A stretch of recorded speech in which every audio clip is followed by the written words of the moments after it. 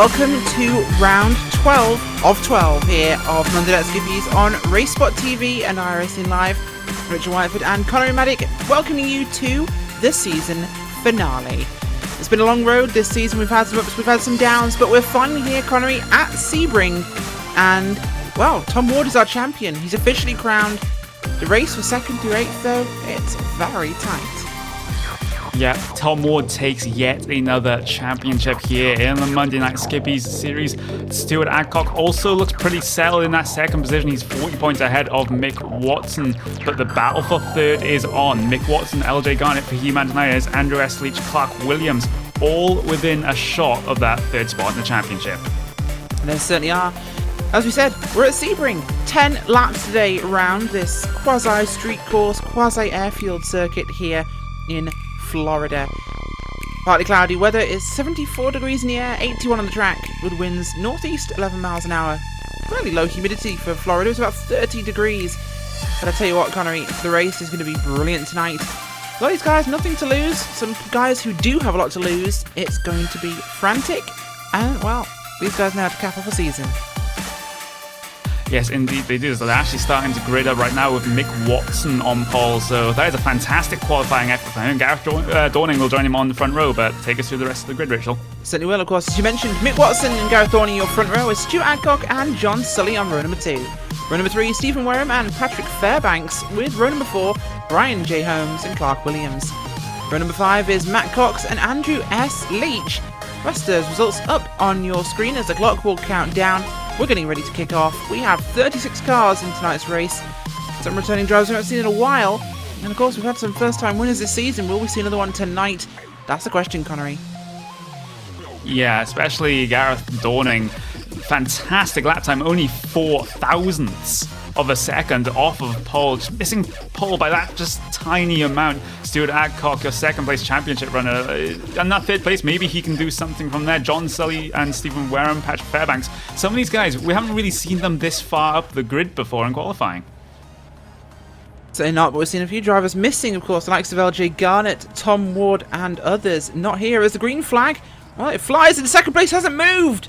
Oh, Gareth Dorning not starting as he's hit by at least one car. That's a big error as he finally gets rolling here. Although I think he just rolls to the side of the road and will park. Second place on the grid to last in a heartbeat. Dorning with problems, Connery, as we head through the first corner. Yeah, he just didn't get started right there when the green flag flew. I don't know if he was expecting it. We weren't expecting it. Usually takes about 2 minutes to grid right here, but all the cars were gridded and the race went underway as single file at the front right now. It's currently Mick Watson leading the field around Stuart Adcock all over the back of them. They already have a slight gap over third place, Stephen Wareham. Certainly is. Stephen Wareham up there ahead of John Sully as well in front of him. Behind him, with Stephen Wareham and Patrick Fairbanks, Brian Holmes, Clark Williams, Matt Cox, Andrew S. Leach. Big knot of cars there as we head towards the old hairpin here at the bottom. And a big group of cars as they head in there. Bill Fraser is one of them. As is Tim Hancock, Richard Bagshaw, Mark Fisher, Robert Plumley in this group here. This is really kind of the bottom end of your top 10, down to about 15th place, Connery. And they're all over each other. But if we look back to the front really quickly, it's too wide for the lead here as well. Looking at the outside was Stuart Adcock, Mick Watson running defensive already. Even Wareham on top of these guys. Yes, they are. Just some fantastic fighting right out of the front. You feel Mick Watson trying to take the inside line here, coming into this 90-degree right-hander. He's still going to take it too wide with your now current leader, Stuart Adcock, but he's going to come under threat from Stephen Wareham as they head into the latter part of the lap. Stephen Wareham will look to get a place on Mick Watson, but Mick Watson's just keeping the car there. He's keeping it on the inside, coming into this final section right now. This is just the corner just before Le Mans. Is Mick Watson he gets a massive slide coming through that corner into Le Mans. They can run wide on entry here. Stephen Wareham trying to get the run on the outside, runs off onto the grass, and he's going to come under threat now from the number 39 of John Sully. So he is. Sully going to look to the inside there on the back of Wareham, going to try and make that move up towards Sunset here. Long drag under the draft. In fact, you'll get some draft there from Mick Watson at the very front as Stuart Adcock as they go into Sunset. And it's to the inside. Adcock has the preferred line there over Mick Watson. He'll carry his momentum through the corner. And we'll have Stuart Adcock leading the end of lap number 1. Look, we're back further in your field, and we've got 2 wide here, as I believe Andrew Leach will pull alongside there. I believe that's the car of Daryl Taylor. This is down for 17th place. As we've got a few cars dropping back in their order. We've had some issues already. Alan Patterson pulling down pit road. Boise Wild is at the back. Gareth Dorning, as we know, he's rejoined the race. Simon Maltby on pit road too. Problems in the early running for some of these guys, as well, I'm showing the replay to start there. Look at that. Gareth Dorning stalled on the grid. You never want to see this happen, Connery, especially when you get clipped by a car as well. Nowhere to go for these guys. No, it really was nowhere to go, as yeah, we did have a replay of that start right there, which was... It's not something you really expect in sim racing, but if it does happen, you just have to deal the best you can with it. As we head back live now, we're looking. Look at this, we're going to be looking. Yep, good. The front of your field. This is incredible. Everybody here behind Stuart Adcock, and we have your top 10 drivers under a blanket here. All the top 10, and they're on top of each other. There's a huge knot of cars heading up towards turn number 10 here. And towards the rear of this, of course, we've got the likes of Tim Adcock and Bill Fraser. Sorry, not Bill Fisher, wrong person. As Bill Fraser there, running on the outside of, I think it's Robert Plumley there. It is. As just ahead of them is David Grunnell. He's back in the series again. We've missed seeing him around. Of course, he's back in that car. David Grunnell there running up behind the car of Patrick Fairbanks there in the blue or the turquoise, we should say, and yellow car. That's him just behind the San Carlo machine of Brian Holmes. Nice, easy to identify white and red machine there from him. Up ahead, the black machine belongs to John Sully. He's racing up now. Whoa, in the instant fourth behind spot. them, Rachel. Yes. Oh, that's Brian just... Holmes. Yeah, Fairbanks. that's on the street before Sunset Bend. There's Brian J. Holmes involved in that one with Patrick Fairbanks, and Patrick Fairbanks was perhaps the innocent bystander in that one. Brian J. Holmes got it on the grass, lost control of the car, spun it back towards the middle of the track, collecting Patrick Fairbanks, who had a heavy impact with the concrete wall. Certainly did, of course. That wiggle of death. Nowhere to go for Fairbanks, who chose a direction. It wasn't the right one. Unlucky for him. Victims already here at Sebring, as we're on to lap number 3 now. Adcock leading the charge out front. Second place, Mick Watson, Stephen Wareham in third, John Sully in fourth, Jake Tucker in fifth place with David Grunnell, Bill Fraser, Robert Plumley, Matt Cox, and Mark Fisher. Your top 10 at the moment, as Fisher actually makes a spot up there on Matt Cox, moving up to 9th place here.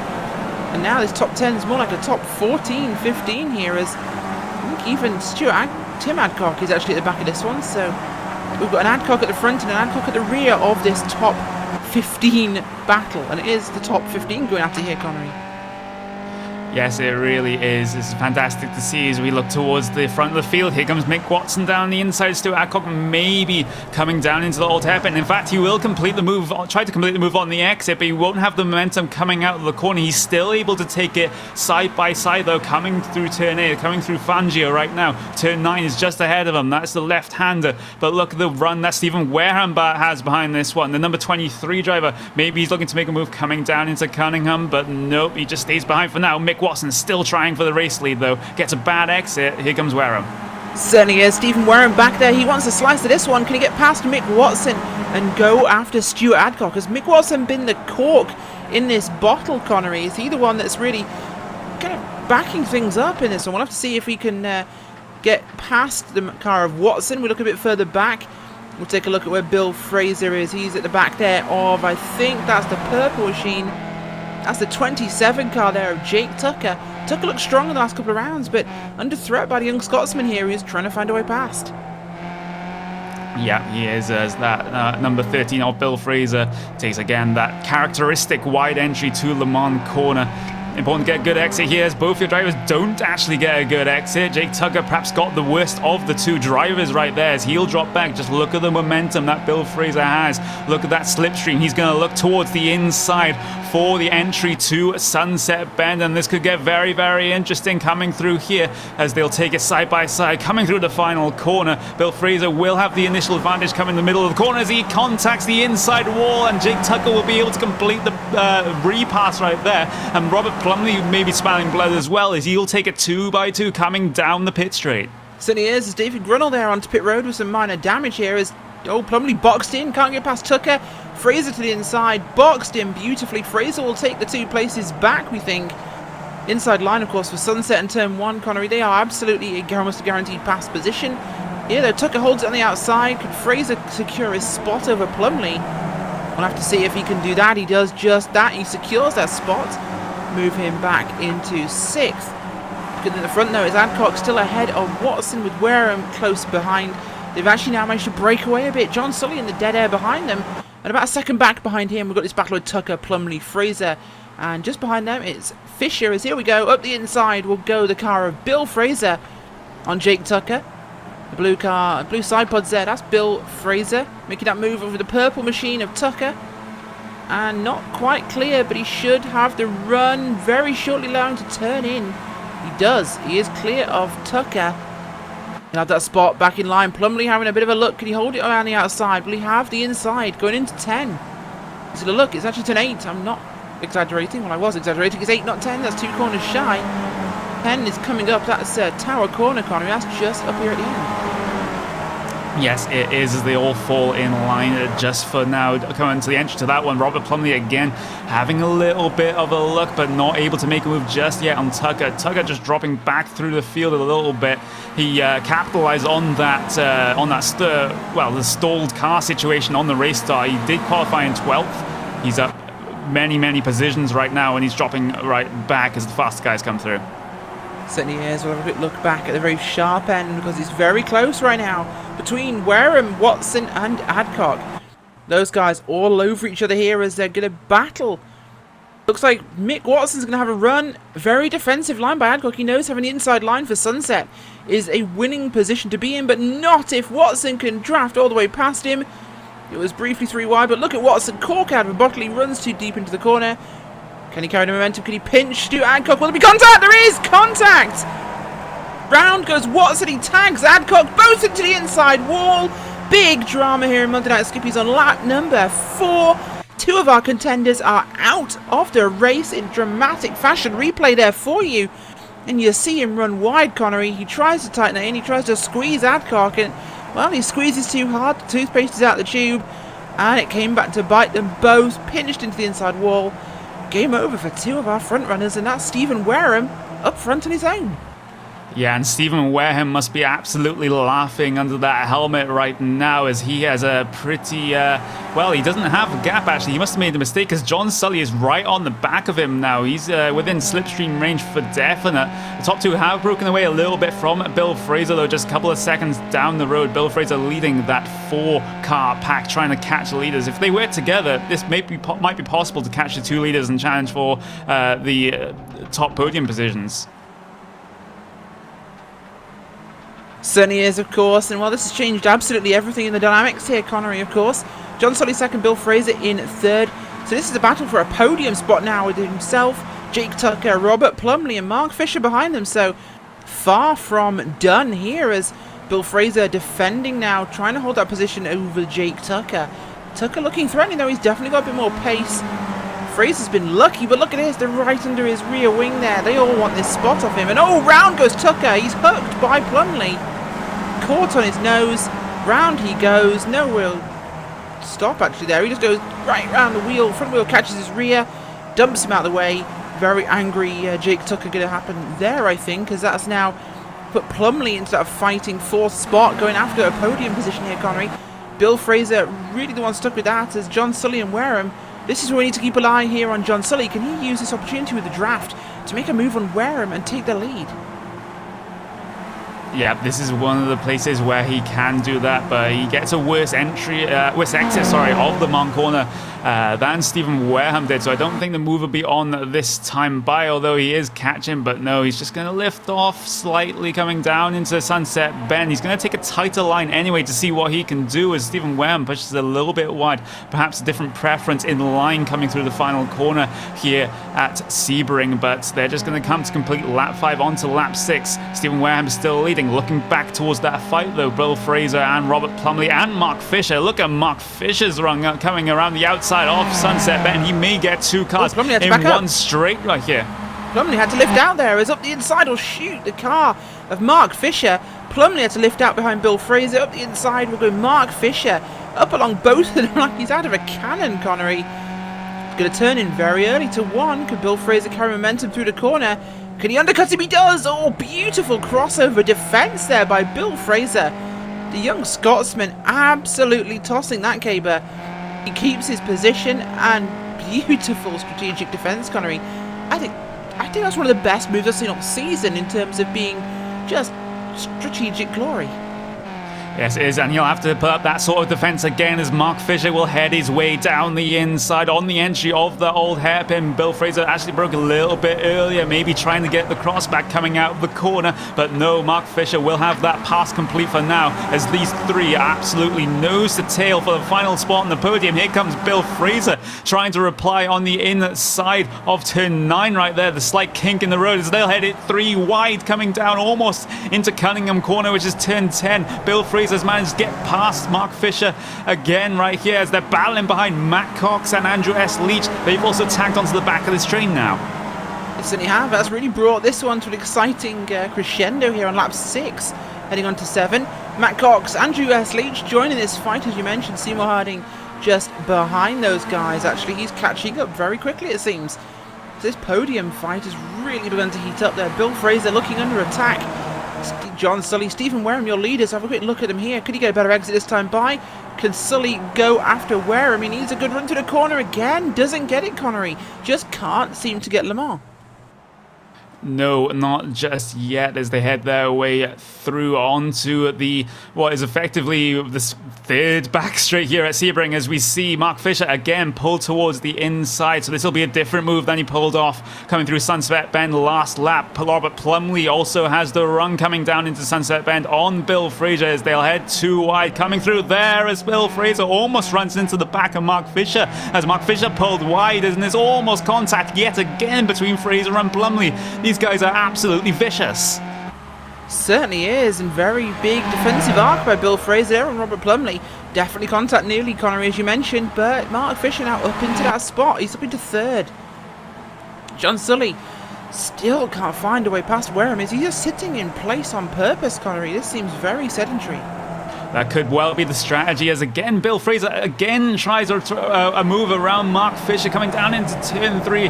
Oh, and he's passed yet again. So fantastic fighting for the final place on your podium as they head through this left-hander coming up towards Big Ben. Robert Plumley gets a decent exit. Maybe he can move a mark on make a move on Mark Fisher right there as they get a little bit tongue-tied. That number 67 on the defense, number 147 on the attack as they head their way down into the hairpin. Yes, they certainly are. Looking to the hairpin. We'll keep an eye on that one. There's a bit of a contact there between Barry West and I think that was Richard Bagshaw. The number 6. We'll try and get a replay of what happened there between those two as Hard Racing ends up in a bit of a squabble on the racetrack. Barry West to the inside as they move across and just tags him. Possible suspension damage there as Barry West forced onto the grass. We'll look back to your live coverage at the front here as... yeah, this pack here with Bill Fraser leading the way still. He's bottling these guys up here, Connery. Mark Fisher definitely looks stronger, but Fraser has the attack going very well. He could defend aggressively. But look at his old Plumley contact there with Fisher. Is on the other side. Will shoot. Andrew Leach. Beautiful opportunistic move there by Leach, jumping himself into 4th place here. Fisher had no idea who was coming. As old Fisher loses the car, round he goes. Unforced error for Mark Fisher. Throws him completely out of contention, Connery. Yeah, that was definitely an unforced error. He looked like he had the corner complete, but the car just wanted to keep turning and spun him all the way onto the inside grass there almost, which is a shame because he was absolutely fantastic drive for Mark Fisher up until then. Looking back towards Bill Fraser and Andreas Leach, though they're single file, but people who aren't single file include the 2 guys behind them, at least on the entry to Sunset Bend. Robert Plumley and Matt Cox, they are also trying to fight for position right right here as they head their way through the latter part of Sunset Bend. Ahead of them, though, Andrew S. Leach has a run coming down into turn 1 on Bill Fraser. Will he look towards the inside? It's getting very, very late in the race, and yes, he does. Andrew S. Leach will head his way down the inside of Bill Fraser. Bill Fraser taking a very wide entry, trying to maximize his exit. Again, switch back for Bill Fraser. Oh, this is a fantastic drive for Bill Fraser if he can keep it on the racetrack right now, as Andrew S. Leach has to surrender the position just as he got past. This was going to say before, Connery, of course. I was going to say that Andrew Leach not as aggressive on the attack, of course, as we saw there with Mark Turner. But, well, I think I was wrong, because Andrew Leach having a go at Bill Fraser. Fraser's defence, very plucky, though. But his defensive line early on, Leach is going to have to go for the outside if he wants to make a pass. Plumley just sitting behind him. He thinks something could happen to these two. Doesn't want to get involved. Bill Fraser, the inside line. Should clear him through the hairpin, as he does just about, not quite. No, can't completely clear him, does just on the exit, but Plumley shoots up alongside the car of Leach, and that'll squeeze him up into the 4th spot here. Good look along the outside there of Fraser. Can he hold it to the next corner? He's going to have the momentum to do just that. Into the corner, he will have the inside line. Could Fraser hold the outside? Again, these guys are really battling. It's like it's for the win here, Connery. Yes, it is. They head their way too wide yet again, coming down into the entry of Tower Corner. This will be Robert Plumley on the inside, Bill Fraser on the outside, as they're still heading too wide. There's some absolutely fantastic racecraft on display here, Rachel. It's 2 wide racing pretty much all over the racetrack with no contact, maybe just yet.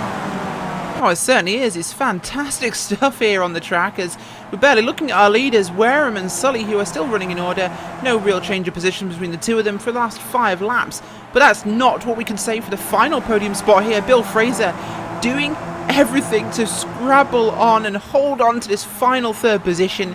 He is fighting like a trooper, Connery. He's behind him, Plumley, Leach and Cox. They are all over him like a fly on a cowpat, is the only way I can describe it. No, it's certainly unique simile right there, Rachel, but they'll just head their way to say halfway through that one. They'll head their way too wide coming into Sunset Bend, but it's going to be Andrew S. Leach that gets the move complete on Matt Cox. As actually Robert Plumley, he's going to try yet again around the outside this time of the first corner here at Sebring. Let's see if he can make this move stick. He has to. It's coming very, very late in the race right now. Robert Plumley has pushed way, way wide. This may give an opportunity to the 2 cars behind Andrew S. Leach. Actually, Andrew S. Leach will make his way through on Robert Plumley right there, so a mistake from Robert Plumley coming down into turn 1. Matt Cox has a look on the inside coming down into turn 3, and look who's on the backlist tray now. It's Seymour Harding. All of this fighting has then meant they come under threat from the number 43 now. It certainly is, and we've got 2 laps to go, of course, here. Lap 9 of 10. The leaders have checked out. Wareham and Sully, of course, not been fighting. They've been staying in line. Great tactics there. 10 seconds clear of your leaders. We could see a pass this time by or next time, of course, for John Sully if he's been waiting. Bill Fraser, though, he is very much under attack, as coming in there is Andrew S. Leach in that orange machine, trying to force his way into this fight. Nearly tapped the car of Bill Fraser there, of course, the tartan and blue machine. Leach looking on in the orange car. The green machine, that is Robert Plumley. He wants the spot too. He's been fighting hard for this one. Leach up the inside. The purple car, that's Matt Cox, Connery. Cox has been waiting in the wings somewhat here. Behind them, as you mentioned, it's Seymour Harding. Tim Adcock joining the party as well. Yes, they are, as again, Bill Fraser and Andrew S. Leach this time. They're going to head too wide, coming through Tower Bend. Right there is actually Andrew S. Leach will make that pass complete on Bill Fraser, but we know Bill Fraser, he's not going to give up as he looks towards the outside of this slight left-hand kink. Oh, this is going to be a fantastic fight right to the death, as Robert Plumley is also going to try and make his way around the outside as well on Bill Fraser, heading towards Le Mans corner right now. Oh, and Connery looks to the lead of your motor race. Sully finally making his move on Stephen Wareham. Sully sweeps to the inside and the run down towards Sunset Bend. He waited so long to do this one. Going on to the final lap is when he will strike up to the inside, but round the outside will carry the speed. Stephen Wareham will defend his position beautifully, holding onto that top spot as they will get the white flag now. One more lap remaining here at Sebring International Raceway, and it is on for first and second. It is on for third, fourth, fifth, sixth through 10th. This is not giving up as we have racing to the flag here at Sebring for round 12 of the Skippy season. These guys know how to go out in style. And speaking of style, Bill Fraser, Robert Plumley, Seymour Harding and Andrew S. Leach here into the first corner. Behind them is Tim Adcock and, of course, Seymour Harding. Matt Cox with them. This is an absolutely breathtaking battle. That's even Paul Thurston here in the top 10 fight, as there is Bill Fraser somehow holding on, Connery, to that third place. He has had to fight so hard. Yeah, this has been an absolutely brilliant drive for Bill Fraser, as he has less than a lap now to try and secure this final podium spot. Be one of the best earned podium spots in the whole of Monday Night Skippies. He managed to do it, but Robert Plumley's looking to spoil the party as he heads his way down the inside of the old hairpin. He might have this pass complete. No, he gets a bit of wheel spin coming off the exit. They're going to still head too wide coming through the first part of this lap.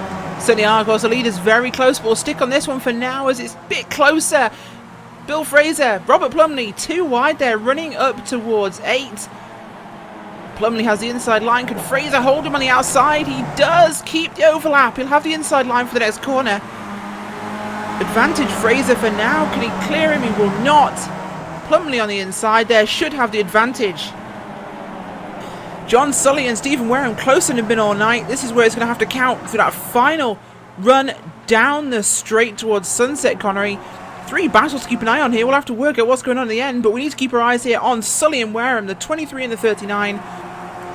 The black and green car, that is Wareham. The black and red UK&I car is Sully. Can Sully get the run? He's got a good one. Will it be enough? Doesn't look like it is, Connery. Not going to be enough from John Sully as he tries his might to get a draft run. He could carry some speedy darts to the inside and the run into Sunset Bend. Very shallow entry could cost him contact with Stephen Wareham. A shallow line cost him contact there with Stephen Wareham. John Sully will come to the final corner to take victory here at Sebring International Raceway in controversial fashion, and it's behind them too wide into the final corner. Robert Plumley and Bill Fraser. Here comes Andrew S. Leach. Going to be 2, 3, possibly wide into the final run. Plumley will snatch second place here. No, third place. Second place for Plumley. Bill Fraser in third after all.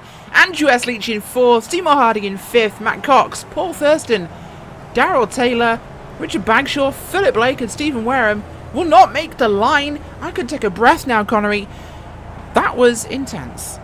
Yeah, that was a great final lap here at Sebring as the rest of your runners are just coming across the line right now. No battles amongst them. But if you're Stephen Wareham, you must be absolutely livid right now getting taken out on the final corner of a race that you were looking like it was very likely that you were going to win. But to get taken out in that fashion, yeah, he's not going to be a very happy bunny at all. Absolutely not. Well, we're going to run through our final race positions here for the final time this season. It has been, the replay there actually on your screen of the crash between, that was the car of Stephen Wareham and John Sully. A dramatic end to the race. With that, the results. Coming home with the win in controversial fashions, John Sully takes victory in round number 12. Plumley in second place, Bill Fraser in third, Andrew S. Leach in fourth with Harding in fifth. Matt Cox will take 6th place, Paul Thurston in 7th, Darrell Taylor in 8th, 9th place goes to Richard Bagshaw, Philip Blake in 10th, Connery take it from 11th. Yeah, but as we run through the rest of your grid, Philip Blake will be, of your finishing position, sorry, not your grid. Philip Blake 10th, Barry West 11th, Stefan Nobis 12th, Tim Adcock will be 13th, Simon Maltby will be 14th, David Grunhill 15th, Ian Bassey 16th, Neil Bontemps will come home in the 17th spot, Paul Godden 18th, Nick Sigley 19th, Martin Brandon 20th, and the rest of those positions will be on your screen. It was certainly well. Mark Fisher in 21st after his crash, Patrick Fairbanks, Ian Baker, Stephen Wareham comes home in the end in 24th. Wayne Palmer, 25th place. Gareth Dorning, Troy Goatley, Dave M. Dowson, Jake Tucker, Mick Watson. Pole sitter will come home in 30th. Behind them, Stuart Adcock, Bosie Wild, Luke Ridgway, Brian J. Holmes, Alan Patterson, and Clark Williams in 36th. Well, it's been a very busy one so far. We're going to have a quick chance to chat to a couple of your drivers. And, of course, first off, we have Seymour Harding. Seymour came home today in 5th place. Was that as intense for you as it was for us on the screen? Because we're sweating and we were in the commentary box. You not want to smell me at the moment, that's for sure. That's probably true. It was very intense. I've been really slow all week here as well, so I'm really chuffed with the result. I prefer if you were truffled, but of course the fighting there was very intense. Yeah. You guys, that was from 3rd place backwards. Absolute scrum in the Skippys, and of course this track is a tricky one, let's not forget. But, you know, how hard is it to keep those cars in check around each other with such heavy traffic for lap on lap? It is, because it's what's it called? Sunset Bend, the last one? It is indeed. Coming around there, the back end just wants to let go all the way around, and you're nervous about who's around you, and you really want about a football pitch width either side of you just to be sure, because you're sliding so much. So yeah, it's sweat worthy for sure. It certainly is. Well, thank you very much for joining us, Seymour Harding. Anybody like to Pleasure. shout out to? The wife and kids, of course, and all my Apex team. There you go, the wife and kids and the Apex team. Not sure who is married to more. Thanks for joining us, Stephen. Cheers. Bye. Seymour, even, not Stephen. Who am I talking about? Oh, yeah, the guy that crashed. Never mind. As we move on to Barry West. Barry, busy race for you. P11. Yeah, brilliant race, actually. Could have been a little bit higher, but Richard Bagshaw drove me off the track. He didn't know I was there, but he's apologised, so it's all accepted, and we're all friends again now. Well, glad everyone's ending the season as friends. Good result from you, at least. You came home just shy of the top 10. Although with the carnage we've seen, it might well have just managed to be a top 10, actually, with someone out racing, but an intense one for sure. Yes, it certainly was. It was. You know, hang on, I've got something going on here.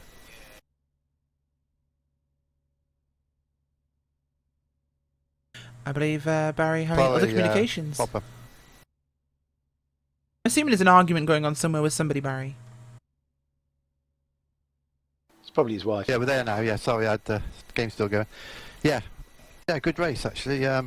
Really exciting actually. I just couldn't quite catch up to the ones in front. I saw the bananas in front having a go, and then did manage to catch up through the twisties after the first bend, and then drop back again with fighting with Richard, and then Paul Nobes, is it? Caught me up. I don't know what happened to him. I don't think I drove him off the track, but I think he tried to go on the outside somewhere, which is not on. But yeah, it was a really good race. Really enjoyed that. Yes, and it was. Well, Barry, thank you very much for this season, and a fantastic result from you in the end there. Next up, we're going to have a quick chat to your teammate and UK&I captain, Paul Thurston, before we get a chance to talk to our race winner today. Paul, you were 11th in the points at the end of this race, or before this going into this race. You wanted a top 10. You were 1 point behind Robert Plumley. And a few others, of course, who were very close to you. I think you might have just made it in by the skin of your teeth. Really? I'd be surprised. I think you might, because, of course, Brian Holmes didn't finish in the points. You did, and you were only maybe 30 points off him. That's interesting. Well, obviously, until I see it, my aim, basically, coming into this was that, look, I had an outside chance of a top 10. My only chance of a top 10 in the league was to finish top 10, and I thought for Rob Plumley to not come out, to not finish, or not finish in the points. I don't like to sort of wish ill on someone, but I was sort of like sticking pins in an effigy at times. Come on, during the Paul, race, we're both race drivers. Of course you wish ill on other drivers. That comes with the job. Yeah, well, obviously I was, but then no, he managed to get second, but he was only like 1.2 seconds ahead of me. 1.4 seconds ahead of me in second. I mean, what happened there? I mean, did everybody just shoot each other at the front? Pretty much, yes.